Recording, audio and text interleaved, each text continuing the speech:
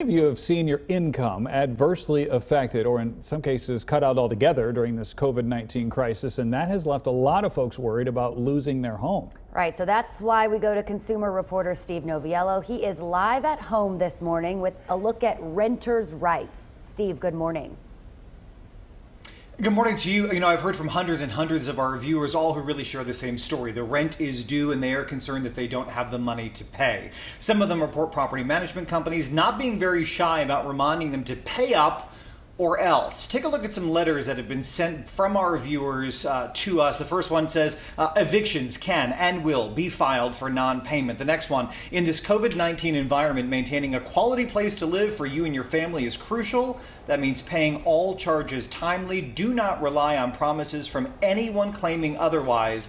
Late payments have a negative score on a credit report. Now let me start off by saying this. I think that the approach in these examples is terrible, and I want to remind companies that there is a way to communicate that rent is due without being threatening. I get it. You've got bills to pay, you've got apartments to keep full. But here is the reality of the situation. There is a stay on evictions in Dallas County until May 18th. In Tarrant County, it is until further notice. And if your county has not specified, there is a statewide stay on evictions until April 19th, likely longer, unless you present an immediate threat or are engaging in illegal activity. So if you're one of these folks who are thinking, I'm going to be thrown out of my apartment, you won't be yet.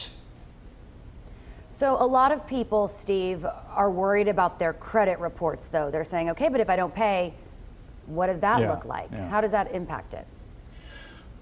For sure. So a few things here. I would hope that property management companies understand that the best way to get through this is to really work with the tenants that you have. Look, if you've got a building with 100 residents, you're far better off setting up payment plans with as many of them as you possibly can, as opposed to throwing everybody out, paying to clean and then rehab all of the units, and then hope that you're able to rent to somebody else. So you're going to lose revenue during the turnover, and you're not even guaranteed a new resident, so why not work with the fish that's already on the line? Now that said, negative information on your credit report doesn't just show up, right? The idea is that it has to be reported by whoever is trying to collect the debt. As a renter, I would ask, as I work out a payment plan with my landlord, that they agree not to file a negative report with the credit bureaus as long as you keep up with the payments that you're going to agree to.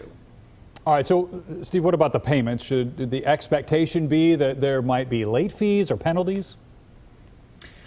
I want to be clear here that the stay on evictions does not mean that you don't have to pay your rent, okay? This is not rent forgiveness. So for all these folks who are thinking, I can stay in place, I don't have to pay anything, and they'll let me live here for the next couple of months, that is not the reality of what's happening. You are legally obligated to pay in full per the terms of your lease agreement. If you break that lease agreement, you are legally obligated to pay in full any sort of fees or penalties, right?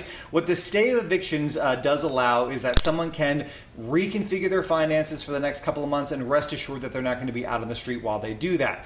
There may be fees and penalties, but property owners should know this. When you come to collect in a court of law and you show up with excessive or punitive fees that represent amounts that are higher than reasonable interest, the courts have already been instructed to relieve residents of these. So in short, you're really wasting your time. Your first approach for landlords and for renters really should be to try and work through all of this together. We have a lot more to talk about this morning, including rules for folks who maybe don't have a lease. A lot of you have contacted me and said you live in an extended stay situation or a pay-by-the-week hotel situation, and also the rules for individually owned rent houses. We're going to check back in with you guys in about an hour. All right, good information. We'll see you then.